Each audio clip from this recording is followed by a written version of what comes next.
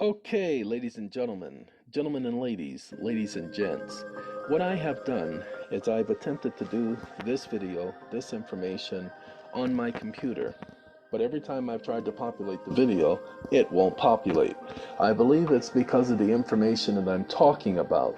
Now, it's not that the government is doing anything, so please, those of you who have those wild imaginations, you need to get them under control. They don't need to be so wild. Plus, doing it this way, I get to walk and talk at the same time, so this makes it a lot easier. Even though I have a headset for doing most of the videos, I don't have to sit and do the videos. This way, I don't also have to worry about losing this. So I'm going to do it on audio, do it like I used to do in the past, take the audio, put it on video, and there you go. All right. Ladies and gentlemen, there is some information that I have to bring to your attention. There is an issue of exiting the system. We're going to be bringing you the information on exiting the system. Now, while I'm mentioning this information to you, what I'm going to be doing in addition is dishes. Got to do dishes. That's right, got to do dishes because that's what I do. And these dishes I have left here since last night soaking, so it won't be any scrubbing necessary. Because I let my dishes soak, it makes it a whole lot easier to keep them entirely clean.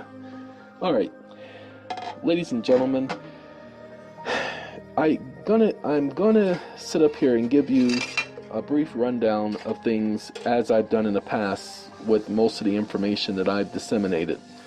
What happened is, since a child, I've had people take an interest in me. Older people, you know, the cooler cats, the older cats, the so-called individuals who knew a little bit of something about something. Well, they would take an interest in me because they would figure that if they told me, I would tell you, I would tell others, I would help to bring about change. Make that change. Change. Anyway, ladies and gentlemen, they were right. I often tell you guys about the literal rocket scientist named Richard Fuller, who I believe has since passed. But Richard Fuller pulled me to the side, and Richard Fuller said, I got something to tell you. And I believe that once you see this, you will tell everyone else about this. So what did he tell me about? He told me about the First Amendment right to petition the government for redress of grievance. And there you go, redress right. Got it start. Richard Fuller is the one who thought enough to understand enough to note that that's exactly what I would do, that I would tell it to everyone. Because I can go tell everybody that I'm the man, I'm the man, I'm the man. Okay? And he was right. I went and I told everybody. You guys know this. You are eyewitnesses of this. All right. So we had another young lady. Her name was Maxine Waters. Maxine Waters and others would go into, well, they had this movement themselves. Most of you don't know about it because you didn't live during the era. Maxine Waters is currently a congresswoman. You guys have heard of her. They try to make her look like she's crazy. Ladies and gentlemen, I will tell you firsthand that Maxine Waters is not crazy. She's not my best friend. I just know her. I give her credit because I received my first job, official job, from her. I could never have had the job working with St. Francis Medical Center, the same hospital that caused my death. That's why I chose to go there. Because I knew the hospital. I used to work there out of loyalty. But she got me my first job. My first job was as a 15-year-old kid, sterilizing surgical equipment. So you know when the doctors have the scalpels and the knives and all that other stuff? Well, they have to sterilize them. They have to clean them. At the age of 15, that's what I did. The machine I worked with, it literally could make a person sterile. Men. And so this machinery, a 15-year-old kid was handling it But I had training, so I didn't just use the machinery haphazardly. But that was my job that Maxine Waters helped me get. And I got paid above minimum wage. While all the other 15-year-olds were out there looking for jobs, and the ones who had a job only got paid part-time, and they only got paid basic wages. I was in school, and after school, I would go to the hospital, and I would work past 10:30 at night, and I would take the bus home, and I used that job to get my first car. Well, after that account, because they had an account with the hospital, was only for 6 months. At the end of the 6 months, Maxine Waters got me a job, along with, her name was Verdell. I don't remember what Verdell's last name was, but Verdell was my supervisor for the Army Corps of Engineers, downtown Los Angeles. Verdell and I didn't get along. And she acted too much like my mammy, wanting to be the mother figure. I didn't appreciate her being my mother while working on the job. And so we had our disagreements. But that was the Army Corps of Engineers, where I got paid double minimum wage. Okay, so while everybody else was working part-time, I was being paid as if I was on minimum wage plus 20 cents an hour at full-time. Maxine Waters.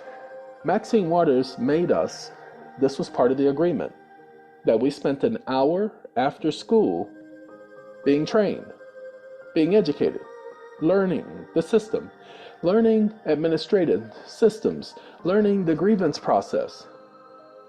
This is what they taught us.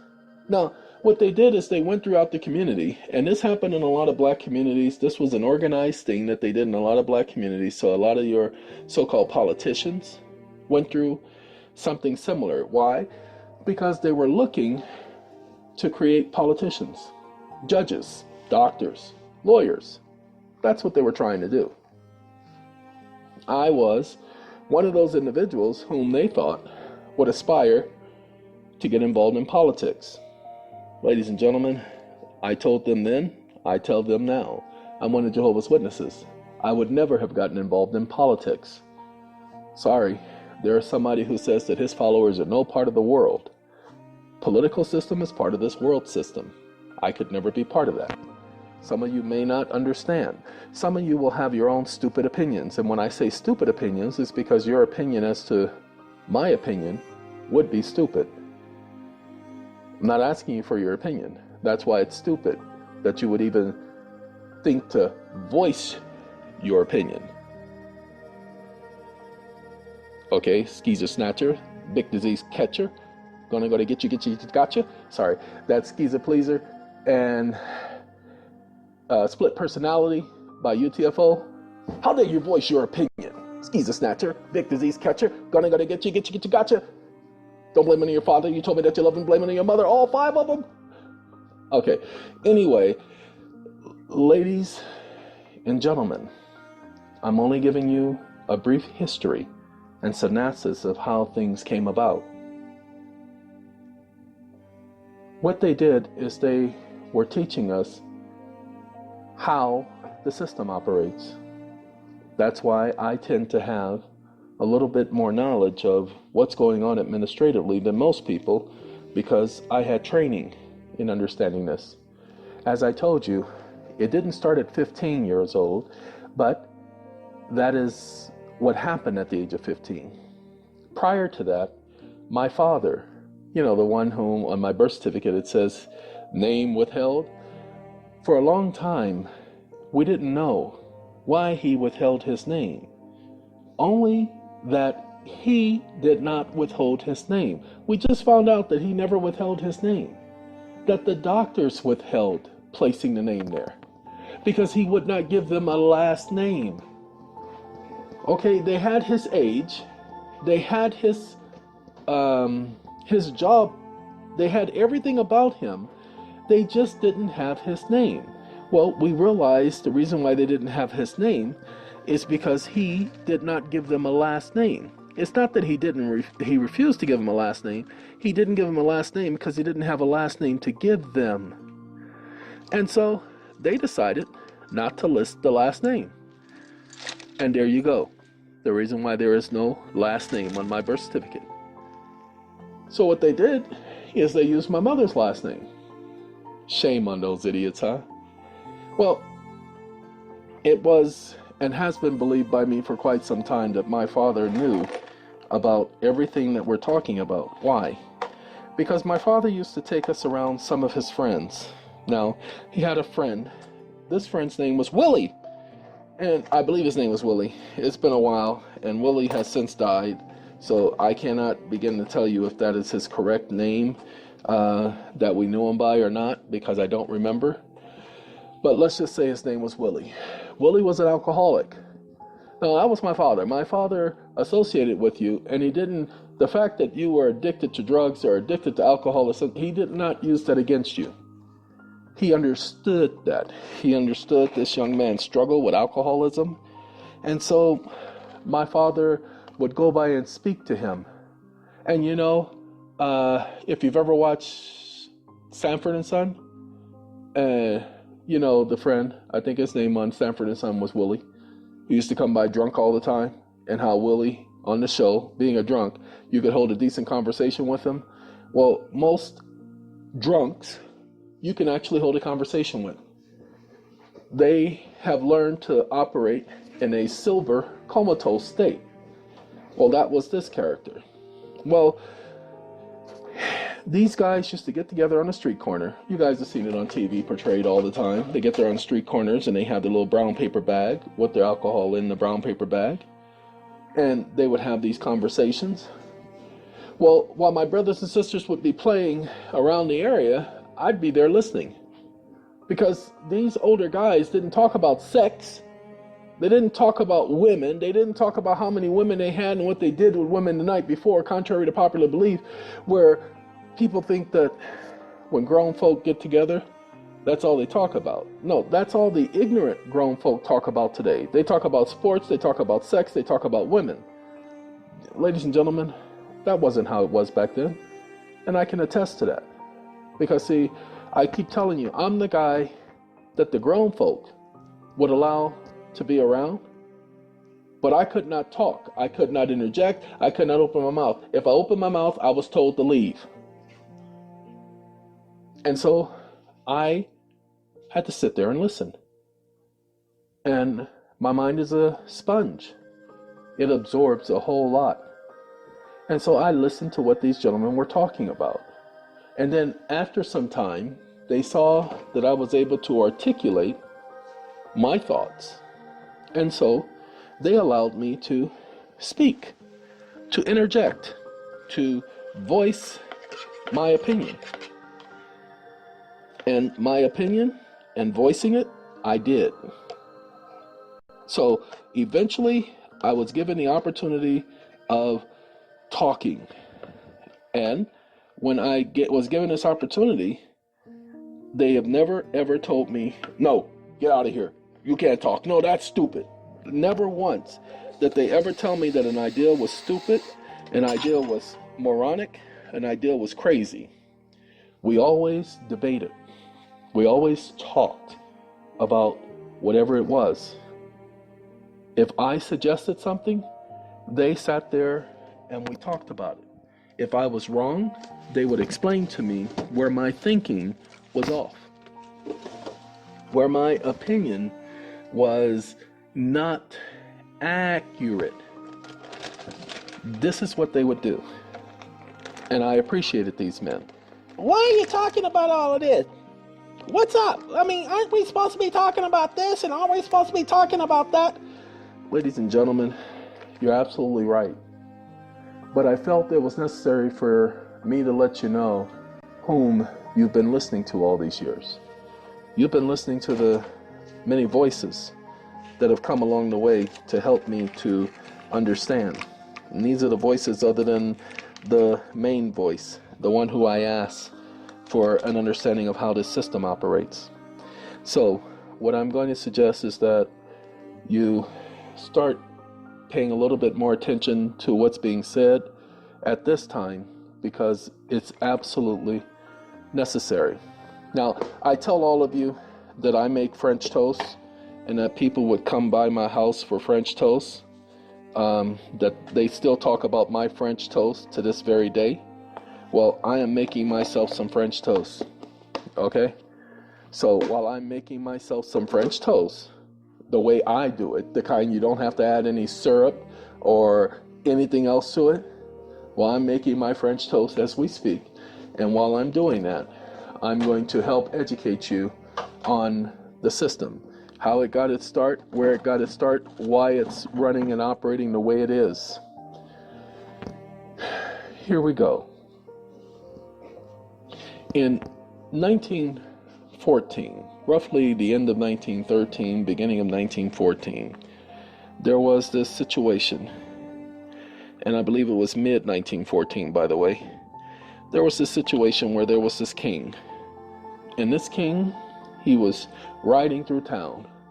They were having a parade, a celebration, and all of a sudden, somebody fired a shot. It was called the shot heard around the world. You guys remember that saying? The shot heard around the world. Well, that was Archduke Ferdinand. And the Archduke Ferdinand was assassinated. Ladies and gentlemen, the Archduke Ferdinand being assassinated is what led to World War I. What you don't know is that the Archduke Ferdinand was assassinated by the then very powerful, as they are now, bankers. Yes, they killed the Archduke, and there we go. The entire world engaged in a war that it did not want any part of. And when the Archduke Ferdinand was assassinated, ladies and gentlemen, and World War I started, the nations, in order to maintain their status, their standing in the war, had to borrow from the banks to keep their war engine going, or they would have lost the war. So we have the Allied forces and the Axis. I don't know, I can't think of the other two forces. You have the Allied forces and the other forces, the side the Germans were on. Now, what most people don't know is World War I, World War II was the Germans against the Brits and the Americans. Both wars. Nobody tends to pick up on that fact, nor do they pick up on the fact that the book of Daniel, the 11th chapter, talks about both the Germans and the United States as the king of the north and the king of the south. It was prophesied that both times Germany would lose. So technically, the so-called Brits and Americans, they already knew the outcome of the war.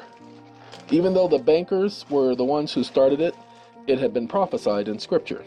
All right, shall we go on? Yeah, can you go on? Okay, I'll go on, people, but don't put me in this position again.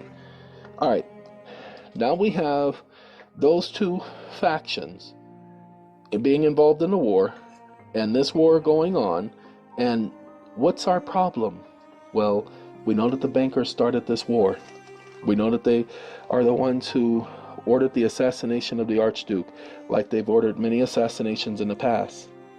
What most people don't know is that right after that war, or just before the war ended, they helped to put together legislation known as the October 7th, pay attention to the date, October 7th, 1917, October 6, 1917, Act of Congress. Does anybody know what the October 6, 1917 Act is? That is the Trading with the Enemies Act. That was introduced by Congress on October 6, 1917. The Act, the Trading with the Enemies Act, instituted about a year before the end of the war, 3 years after the beginning of the war, was designed to assist the bankers. Because if you notice, 95, and this part of the U.S. Code came in after 1930, but it was designed to set everything up. Okay, let's get on to this with this story, would you please? All right, didn't think you would ask, but I'm glad you did. Ladies and gentlemen, the Trading with the Enemies Act introduced right after World War I ended in 1918. They introduced the bankers, again, introduced something else to the world. They were testing the system out. What did they introduce? Well, ladies and gentlemen, they introduced the Spanish influenza, 1919 to 1920. 22 million people estimated to have died. To show you that the Spanish influenza was not a fluke, it was not a random occurrence, I want you to pay attention to something. 22 million people, it is believed, died as a result of the Spanish flu. Basically, swine flu. I mean, not swine flu, bird flu. All flus come from birds. Ladies and gentlemen, most people don't know this. Every single flu that has ever occurred comes from birds. And it goes from birds to mammal. So, these 22 million people died of bird flu. Never before in the history of the world have so many people died of the flu. Go ahead, look last year and see how many people died of the flu. Or the year before, or even when they had swine flu going around. Notice how many people died compared to 1919 through 1920. 22 million people died. Many people thought it was the end of the world because so many people were dying. But ladies and gentlemen, that was man-made. They were doing what they referred to as a test. This is a test of the emergency broadcast system. Had this been an actual test, you would have been directed as to where to tune in your area for further instructions. Thank you for paying attention to this test. All they were doing was testing the system because of something that they were going to be doing in the future. Every time I tried to do a video, including the one I did yesterday, I tried to do two. And neither one of the videos populated. So I'm going to try it this way. If this works out, then that lets me know that it wasn't a coincidence that those two videos did not complete. Because that would have been the 9th or 10th try at putting this information out. Okay, and again, it ain't the government. It's the simple fact that this information is not supposed to be disseminated. You're not supposed to know about these things. You're not supposed to know that everything is a test on, let's see if they'll see it. Let's throw that fastball right by them and see if they will spot it. See if they'll be able to even glimpse the fact that it went past their peripheral vision. All right. So from 1919 to 1920, 22 million people died. Again, to show you that it wasn't a coincidence, that it wasn't a fluke. Notice that never before in human history have that many people died because of the flu. Not since, not after. You don't have any records of anyone dying since the Spanish influenza of 5 million people dying because of the flu. Or let alone 10 million people dying because of any disease. This was a test. In the very near future, it's going to reach the billion mark. That's what they're aiming for. We'll talk about that in a different video. Matter of fact, I've already talked about it and talked about it too much. Now we have the end of the 1920s. Or excuse me, the end of 1920, the end of the Spanish influenza, how now people are getting better, people are getting healthier, they survive. No vaccine, they survive. Okay? Now we have what's known as the banks putting liquidity into the market. They were flooding the market with money. They did this on purpose. And what was that time period known as? It had a special name. It was called the Roaring Twenties. Because everybody was happy, including the black communities. The poorest to the most expensive communities were all happy. Why? Because there was tons of money. Even though alcohol was being banned, there was still tons of alcohol, tons of money, tons of alcohol. So why were everybody so happy? Because the banks were flooding the market with money. Why would the banks flood the market with money? How could they possibly benefit from that? Well, they benefited this way. Remember, the governments borrowed all that money to furnish and fund their war machine during that war. And so what happened is after the government borrowed all that money, the bank said, okay, guys, we're adding this new condition. And so as part of this condition, this is what you're going to pay us. We're going to bring your interest rates up, 200%. Okay? And we're going to make that payable and due immediately. And of course, the countries balked at it. Now, I'm just saying 200% and all of that, just as an illustration. We don't know exactly what amount. If it's out there, I don't know about the exact figures. I just know this is what the banks did. The government said, no, we're not paying you a dime. This was roughly around 1927, 1928. The bank said, really? So you're not going to pay us? No, because that's not part of our agreement, is what the country said. The bank said, part of our agreement? No. Part of our agreement is whatever we dictate, you will do. You're not running things, we're running things. The government said, look, we have the army, you don't. You want to play, we will play. The bank said, oh, no, we're sorry. There was a misunderstanding. No, we don't want a problem. No, everything's okay. Oh, no, we agree. We agree with you. You don't owe us anything. No, we'll keep everything just the way it is. So what did the banks do in 1928, 29? Well, they took that money that they were flooding the system with so that everybody was having a great time, and they told their member banks, no more loans. All right, all the money you take in, you're going to send directly to us. Okay, we're not going to be printing up any more money. So the Fed stopped printing money. And pay attention, the money dried up. So what do people do when they have to pay for something but they don't have enough money? They barter. They were trading this and trading that, trading animals, trading cars, trading land, trading houses, to the point they couldn't trade anything anymore. Just like a crackhead. You know, a crackhead will sell everything that he owns, all of his property. He will trade you the shoes off his feet, the clothes off his back, until he ain't got nothing else to trade. Well, that's what was happening. The people were trading everything to the point that they had nothing else by which to trade. And after that, everything got horrible. Everything got horrible. It was called the Great Depression. When the Depression started, it was because the banks took the liquidity out of the market. They took the money and the access to monies out of the market. When they did that, when they took the liquidity out of the market, that caused the economy to get depressed. You know, it's a shame when the economy gets depressed because there's no medication for that. You know, now, if you didn't know, sorry about the noise in the background. It's the way that I make it. It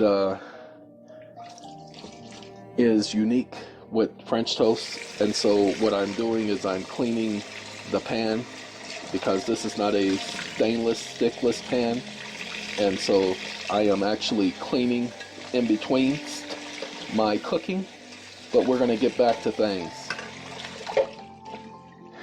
During the Depression, the first thing the people did is they sold everything to their very last things. And when they sold everything to their very last things that they had nothing else left to sell. Now, this means that people started getting sick, because that's what happens when there's no hygiene, there's no adequate access to nutrients in food. So people started getting sick. When these people started getting sick, people started dying, i.e., the Great Depression. The people started hating government, and the people started blaming government, not the banks. And of course, government couldn't tell people it was the banks who did this to you. No. They don't want people to know that the banks controlled them, so they couldn't tell it to people. So what did the government do? Not just the U.S. Everybody keeps thinking that HJR 192, the Gold Repeal Act, or the Act of 1933, the Emergency Economic Relief Act of 1933, was all, quote unquote, the United States. that it had nothing to do with the other countries. And that's not true. All of this had everything to do with every country, because the banks were strong-arming all the countries. Remember, the banks, the Federal Reserve Bank, is a mob. They conduct mob activities, RICO activities. That's why they came up with the RICO Act, because they needed to make sure that they were the only ones able to do it. So the RICO Act is to prevent you and me or any other genius from thinking that they can do the same thing the banks are doing. That's what that's for. That's not there to stop the banks. Look, all the acts they put out there to stop the banks from doing what they're doing, they've repealed. Why? Because the banks are letting everybody know they're still in control. So, in 1931, there was this individual named Adolf Hitler. Because of the Great Depression, they propped him up, the banks propped him up as the so-called leader of their so-called nation. Why?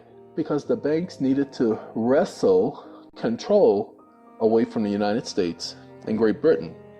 You see, they weren't supposed to lose World War I, but they didn't know that they were fighting against time, because it had already been prophesied that they would lose World War I. Hitler is who they put in power on purpose, because they needed to maintain control. It didn't work, because now, what did the governments do? Remember how they ignored Hitler? Everybody was telling the government what Hitler was doing, what the Germans were doing. Now, when I say Hitler, I want you to understand, he was not the one in charge. He was the puppet.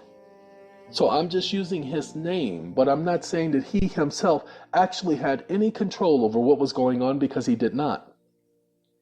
A little bit of history, because you need to know how we got to where we are, in order for me to tell you what your remedy is. In order for me to tell you how to get out of the system, you need to know exactly where we are. So, now that Hitler's been put in place, we have another person who's been propped up in place. Now, we give him an image because he had polio when he was younger. And so his name was Franklin Delano Roosevelt, or you guys will better know him as FDR. Do you notice how they gave us a puppet?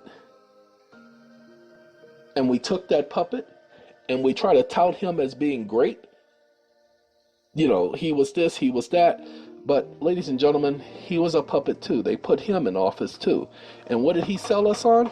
He sold us on a New Deal. That's right, sleight of hand. He made us think that they were offering us something that was going to benefit us. Well, technically, it was designed to benefit us. That was what the design was of the New Deal. So, what was the New Deal? Well, the government said, hey, y'all, we appreciate everything y'all doing. Y'all some good people. Y'all some good kinfolk. And you people, we need y'all help. See, as government, what we done did is we went out there and we bought way too much, spent way too much. And we overextended ourselves to the point where in 1926, they didn't tell us the people, the banks were saying they want to get paid. And then a couple of years ago, y'all, we told them that we weren't going to do that. But then just last year, we worked out a deal with the banks. We told them we would pay them everything they're asking for. But they changed the script on us, y'all. They said they don't want us to pay them in dollars. They say dollars have no value. The Great Depression proved that. So they say they will only accept payment in gold. Now, as you know, as a country, we have a very limited supply of gold. So the only way out of this is we need your help. We need for you to turn in all your gold. Now, don't worry about it. It's not a government confiscation. No, we are going to compensate you. What we're going to do, we're going to make a deal with you. You turn in your gold, and we will take care of your necessities. Now, pay attention to what I just said, folk. We're going to take care of your necessities, not your necessaries. Necessaries and necessities are two different things. You're going to have to do the research to find out what's the difference. All right? But that's what we're going to do for y'all. So the people said, okay. But the government said, no, just in case there's some selfish people out there who don't want to help contribute, we don't know who all these people are going to be. We're going to have to put forth a penalty. So the penalty for not turning in your gold, You can only keep a certain amount. We're not going to take all of it. We're going to let you keep a certain amount. So you're going to be able to keep 24 carats. That's it. Nothing else. 24 carats. So you just get to keep one little stupid carat. That's it. So the people said, okay, we do that. The government said, fine. We thought you'd see it our way. And so to prove that the government's intentions were good, government said, we're going to create this system called a social security program, a social security, and we're going to create these other little programs. Okay? That's what we're going to do, to let you know that we got your best interest at heart. And the social security program, that program's going to be there as an insurance program, but it's also going to be there as a storage program, because we're going to take and we're going to set up an account for you called a trust fund. And that trust fund is going to be there for you during your rainy days, your sunny days, your winter days, your firmer days, and your Omer days, and your Bomer days. Whatever type of day you got, Social Security, we're going to create the program for you. And the people said, yay! And so they created it. We're also going to create these little things called trust indentured acts, and we're going to create these security agreements. Okay? And these agreements are going to be there to help you. The people accepted that. The government took the gold, paid off its debts, but in doing so, remember, it had to file bankruptcy. But because so many governments were filing bankruptcy, remember, they stay in bankruptcy for 70 years, they would all start on a clean slate. So not just the United States filed bankruptcy, all the other governments agreed to file bankruptcy. Remember, the United States is not going to file bankruptcy just to be filing bankruptcy, because they would have lost. They would have lost their power. So they convinced the other governments to do the same. That way, everybody would start on the same slate. The only ones who didn't have to file bankruptcy were the ones who were owed the money, because they got paid. Remember, countries stay in bankruptcy for 70 years. People stay in bankruptcy or recorded on bankruptcy for 7 years. There's a reason for that. There is a reason for that. All right, now we get to our present day understanding of things. Ladies and gentlemen, in 1933, congressional document,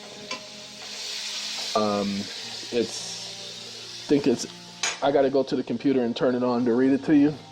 I'm in the kitchen, computer's in the bedroom, so give me a moment as I walk all the way around here into the bedroom, and I have to turn on my Microsoft Word. There is a Senate document from the 73rd Congress, first session, the same session as HJR 192, the Gold Repeal Act. Excuse me 1 second, I have to open up 2 different files. That is one. Where's my Defrauded Homeowners of America document? Oh, and I also have to let some of you know, those who are part of the lawsuit, what we have done with the lawsuit is we have put it on audio. So we've converted it to audio format to where you will be able to listen to the audio. So give me 1 second. Senate document number, well, this is Congressional Record, March 9th, 1933, H.R. 1491. Congressional Record, March 9th through 12th, 1933, is called the Emergency Economic Relief Act. It was in this emergency because the government said they had an emergency. Okay? The Emergency Economic Relief Act of 1933 is where you get your Federal Reserve notes that are being used today, where the Federal Reserve gets to print notes in denominations of 1s, 5s, 10s, 50s, 100s, 20s, 1,000, and $10,000 denominations. Most of you may have known this, most of you probably didn't because you hadn't paid attention to the videos. That act, especially in line with what the Supreme Court said in Butler versus Thompson, never attributed a value to the bills.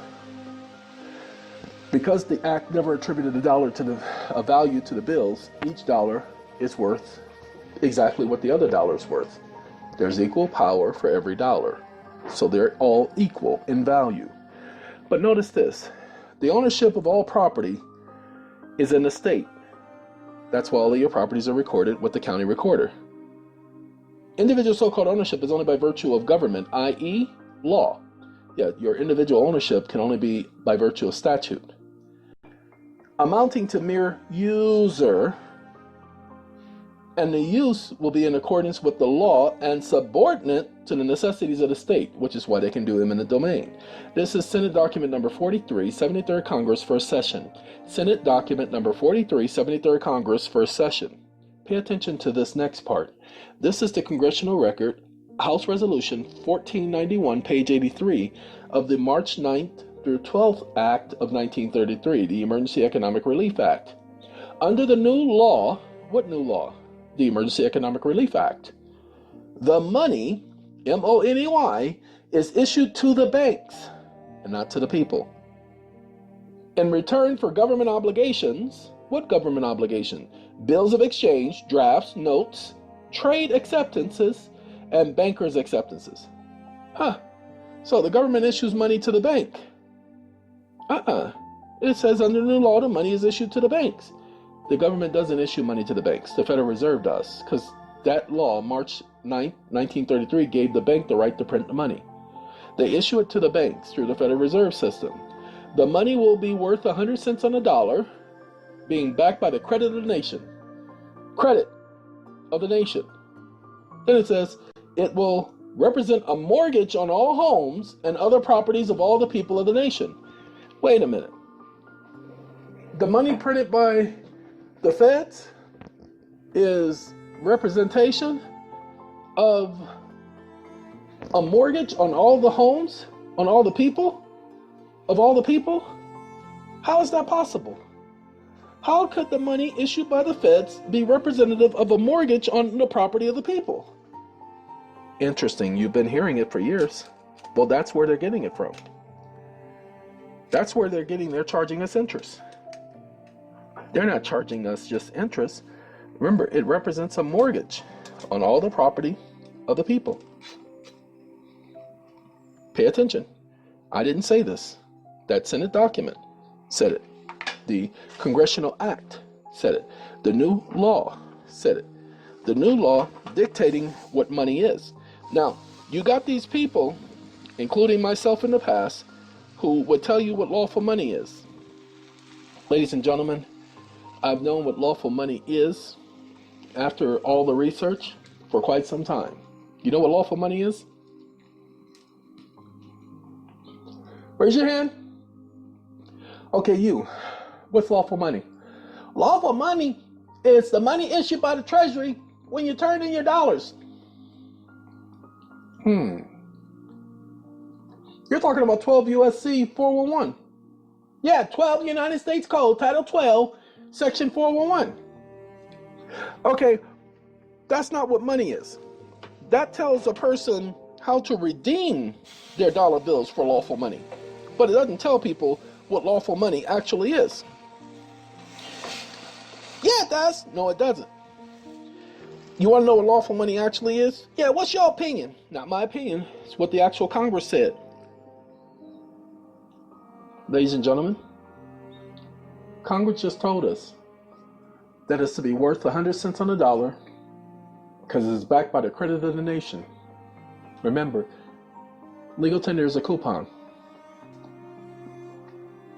12 U.S.C. 411. Legal tender is a coupon to be traded for lawful money. Holla if you hear me. So if legal tender is a coupon to be traded for lawful money, pay attention. Lawful money is credit. So when the banks tender payment to the United States Treasury, the United States Treasury issues credit. Herman the credit monster. Credit. Okay? So that you get it. All right, let's continue. This is the first note that you need to pay attention to. Most people don't understand how credit works. They think that TransUnion, Equifax, and Experian, and the other company that came about is the so-called credit companies. Ladies and gentlemen, that's not the credit we're talking about. That's a different type of credit. It has nothing to do with the credit we're talking about. Okay? The credit we're talking about is the lawful money credit. Okay? That's what we're talking about. We're talking about actual lawful money, not credit in the sense of TransUnion, Equifax, that so-called flexible or elastic credit. We're not talking about that type of credit. We're talking about actual credit. Okay? That is the full faith and credit clause. That's the credit we're talking about. We're talking about the credit that is part of the full faith and credit clause. And for some of you, you're never going to get it. Some of you, you've already gotten it. But for the most part of you, most of you will never get it because you'll never understand it. Okay? So, since we're talking about credit, actual credit, we're going to move on to the next point in understanding what's going on. Because like I said, we have to talk about getting out of the system. Ladies and gentlemen, the reason why the hour-style money orders worked was not because of anything other than the following. I understood what tender was. Do you understand what tender is? Love me tender, love me sweet. Not that type of tender. Tenderoni. Not that type of tender. Tenderloin? Not that type of tender. Then what type of tender? Actual tender.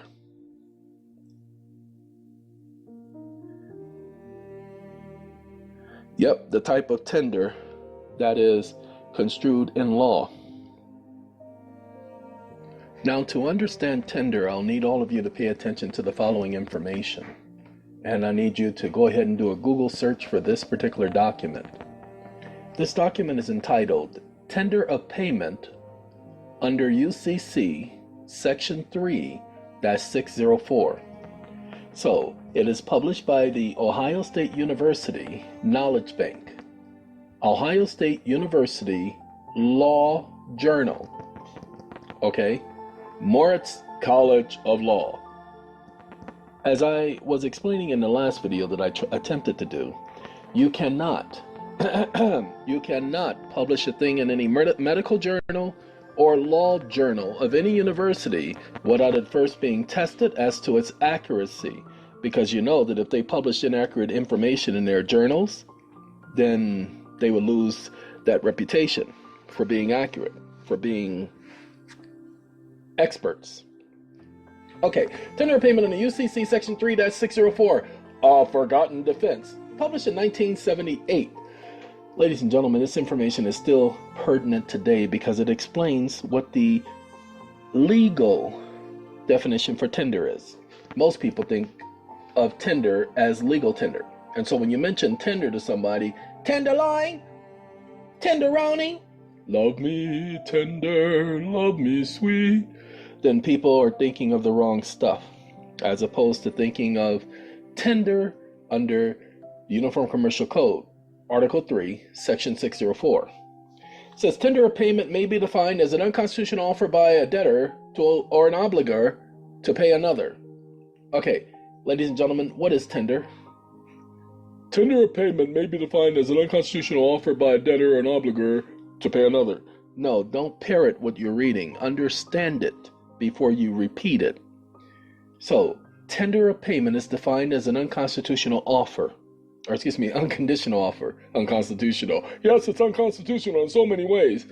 An unconditional offer. Tender is an offer. Now pay attention. Tender of payment typically arises within the law of commercial paper. Law of commercial paper. When a party obligated on a negotiable instrument, commercial paper, at its maturity date, tenders the sum due to the holder. So tender of payment typically arises under commercial law when involving commercial paper. Negotiable instruments, commercial instruments are, pay attention, commercial papers. If tender is refused, if tender is refused, well, what happens when they refuse your tender? What happens if they refuse your offer? Because tender is an offer. What happens if they refuse your offer? Well, if tender is refused, the holder subsequently brings suit to collect on the obligation. The party obligated may assert that prior tender, it's called the prior tender defense, as to liability for interest, costs, and attorney's fees occurring on the instrument after the collective date of the tender. Article 3 of the Uniform Commercial Code, the Code, as codified a tender of payment rule for commercial paper in section 604. Before we read 604, let's read 603, because the article doesn't talk about 603, but I want to talk about 603.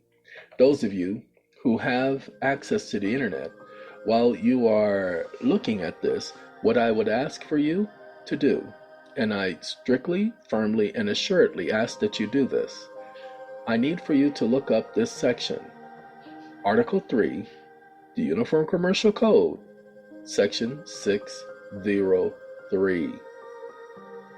Okay, there is actually another act known as the Legal Tender Act of 1862 and 1863. Okay, but that's dealing with legal tender. We're not talking about legal tender. We're talking about actual tender. So give me 1 second while I pull up the actual tender document, while you guys are pulling it up on your computers. And it's section 603 of Article 3. Now, under tender of payment, under Article 3, section 603, it says under A, if tender of payment of an obligation to pay an instrument is made to a person entitled to enforce the instrument, the effect of the tender is governed by the principles of law applicable to tender of payment under a simple contract. What does that mean? I don't understand. I don't know how to read that junk. Oh, well, basically it says that if you make a payment to someone that is claiming that you owe them money, and you make that payment, then the rules for how you make that payment is governed under the contract that you sign. The simple rules of contract. Is that what he said? Yeah. Well, why didn't you just say that? Well, it did. No, it didn't. It said all that other junk. You just made it simple. Exactly. That's what you have to do. You have to read it till you understand it. Really? Yes. Why did they do that? Because they say that you're not dumb enough to understand. Not dumb enough to understand. That's right, because you'd have to be stupid to write something like this, and you'd have to be dumb to understand it. Are you saying you're dumb? I'm saying I'm the dumbest of the dumbest. Oh, okay. What's the next point say? Oh, that's B. What does B say? If you would hold on, I'll tell you. Well? Oh, I didn't know you were giving me a chance to speak. I thought you were still talking. I was not talking. Can I speak now? Go ahead. Okay. B says, if tender of payment... Excuse me. What? Oh, I just wanted to see if you were listening. All right. B says, if tender of payment of an obligation to pay an instrument is made to a person entitled to enforce the instrument, the tender is refused, there is discharge, to the extent of the amount tendered, of the obligation of an endorser or an accommodating party having a right of recourse with respect to the obligation to which the tender relate. What? Again, you have to be stupid to understand and dumb to get it. Okay, I'm not stupid, nor am I dumb. Well, the jury's still out on that. What'd you say? I said, well, what they were trying to say is that if you make a tender of payment on an obligation, it says, and they refuse your tender of payment, then there is what's considered automatic discharge to the extent of the amount being tendered. So, in other words, the amount that you're tending, they say is discharged. And the obligation of you to the party making the payment that you're making the payment to, then that obligation is discharged. Okay, that's all it's saying. So it says if you tender a payment and they refuse it, and it has all of the qualifiers for what tender a payment is considered under law, then it's discharged. Really? That's what those people have been saying on their videos, that once you tender payment, it's automatically discharged. Yeah, but they haven't really been explaining it to people. They have only been telling us, parroting what somebody else say it. Yeah, I know. Okay, well then, notice what's going on. It says if tender is refused. Now, here's the thing. If you tender a payment to me in coconuts, do I have to accept your coconut offer? That's silly. Coconuts. No, if I did it in peanuts, you'd have to accept it. What? That's right. Peanuts, it has value. Coconuts have no value. Nobody likes coconut.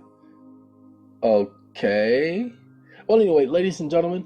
Hey, I'm part of ladies and gentlemen. That's why I said ladies and gentlemen. So shut up and wait till I finish. Oh, you're rude? You're rude. You're rude.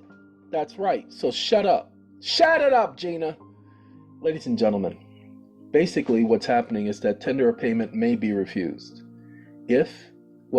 Before we read the rest of this, let's go back to the article by that professor at the Ohio State Law Journal, because he is going to tell us about tender of payment. So, without any further ado, let's go to that section.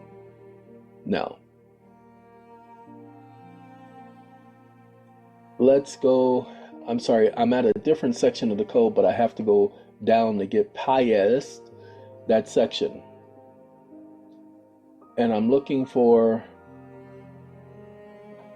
that. Tender of payment under pre-code law. It says tender of payment arises in a great variety of contractual settings. For example, the mortgagor may tender a payment due on a mortgage to a bank. An insured person may tender premium due on an insurance policy, or a consumer may tender money on an automobile loan. In order to clarify how tender works for commercial paper, it is helpful to illustrate how and why tender of payment may arise in these contexts. So it talks about A and B and C and D. We're not interested in A and B, C and D. We are interested in formal requirement of tender of payment at common law. A tender of payment is essentially an offer. So tender must be an offer. Tender must be an offer. Tender must be an offer. Tender of payment is essentially an offer by a maker of the note to pay his obligation to the holder, the bank, when it becomes due. Yet tender of payment is really more than an offer. So let's just focus on the fact that tender of payment is an offer. Okay, but pay attention to why it says it's more than an offer. A tender, while having the many characteristics of any offer, is, in the contemplation of the law, more than an offer to perform an obligation required by the obligor, you, under the terms of his contract. In other words, tender is a broader concept than an offer. The former, an offer, including the latter, tender. Every tender includes an offer, but every offer is not a tender. Ladies and gentlemen, when you tender a payment, you must be offering something. So when you tender, let's say the hour style money order, you're offering to pay. That's why you say payable on demand or pay to the order of. It must be unconditional. How do you know it must be unconditional? Oh, well, the elements of the offer. Let's find out what the elements of the offer. At common law, an offer could be a tender only if it was unconditional and manifest a readiness, willingness, and ability of the maker to pay the holder the sum due on the instrument. Yes, it must be unconditional. No, you can only do this, you can't do that, no ACH, no deposit, no do this, no do that, you can't do this, you can't do that, and you must do this, you must do that, and you must recognize this, and it must be discharged, and you must... Ladies and gentlemen, those are conditions. So when you tender a payment, there cannot be conditions. There can only be conditions what respects the law. A tender of payment, in other words, give me a second, gotta go to the next page, had to be more than just a hollow offer of the maker to extinguish his obligation. The unconditional nature of tender could be destroyed by tendering a sum subject to a counterclaim against the holder. A maker could insist, however, that the holder perform a statutorily imposed duty without destroying the unconditional nature of tender. You see, if the statute says that this must happen, that must happen, then you can put that as part of your tender. I say why. Where there is the duty of a creditor on a tender of payment to do a particular act, the offer to pay may be coupled with a demand upon the creditor to perform such act. In a case where by statute it is the duty of the creditor, the bank, to give a release on the tender of payment, a release may be demanded, for it is the performance of duty imposed by law. So you can demand a release, such as when a person files for bankruptcy, they can demand a release of their property. The unconditional offer by the maker had to be for the sum owing on the tender. Older courts insisted that tender are always to be considered stricti juris. If a tender is not legal in every respect, even the court of equity will not support it, nor supply a defect. Ladies and gentlemen, the hour-style money orders, as we've told you, if you pay attention to the videos, we've included everything that the law requires there to be included. So the tender of the hour-style money order, it's not a check, so it doesn't have to be backed by funds. But because the hour-style money order is done in the way it is done, it is construed as tender of payment. Another thing that is construed as tender of payment, because we've been talking about it all day, is your deeds of trust, your promissory notes, known as your mortgage notes. Pay attention to this. This is under Article 3, Section 603, number C. If tender of payment of an amount due on an instrument, your deed of trust, your mortgage note are considered instruments. They are considered financial or commercial instruments. Is made to a person entitled to enforce the instrument, the bank, the obligation of the obligor, your obligation to pay interest after the due date of the amount tendered is discharge. See, this one says the first one said the amount is tendered. There is discharge to the extent of the amount tendered. This one says the tender of payment with respects the interest is discharged. If presentment, and that's why we use the term presentment, it comes from the UCC Article 3 section, presentment and payment. This is where we're getting it from. If presentment is required with respects to an instrument, the obligor, you, is able and ready to pay on the due date at the place of payment stated in the instrument, meaning pay to the order of, and you put the name. The obligor, you, is deemed to have tendered payment on the due date to the person entitled to enforce the instrument. Ladies and gentlemen, this is what people are not getting. I don't know why, but when you sign your deed of trust, it lets you know that that is a instrument. It tells you right on the document that it is an instrument. They'll even call it a security instrument. What you don't realize, it's a check. That's your offer. When the bank, 3 days after you negotiate that instrument, puts pay to the order of without recourse, they do a conversion. By doing that conversion, they have accepted your offer, i.e. discharge of debt. But nobody's been bringing that argument. And I don't know why. But they should. They should be saying, Your Honor, I've already tendered payment.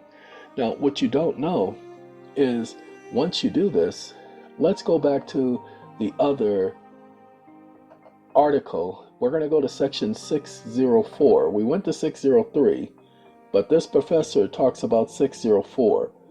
And so 604 says, Article 3, Section 604, any party making tender a payment, full payment, to a holder when or after it is due is discharged to the extent of all subsequent liability, interest, and costs and attorney's fees.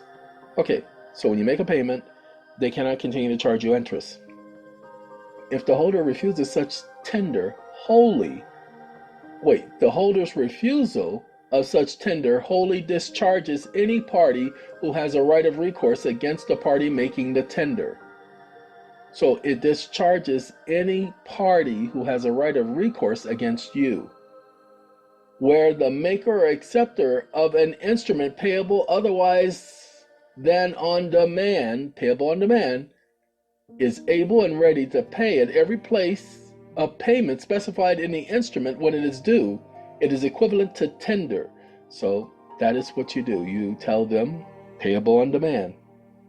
letting them know that you will pay those fees with that account at any point in time.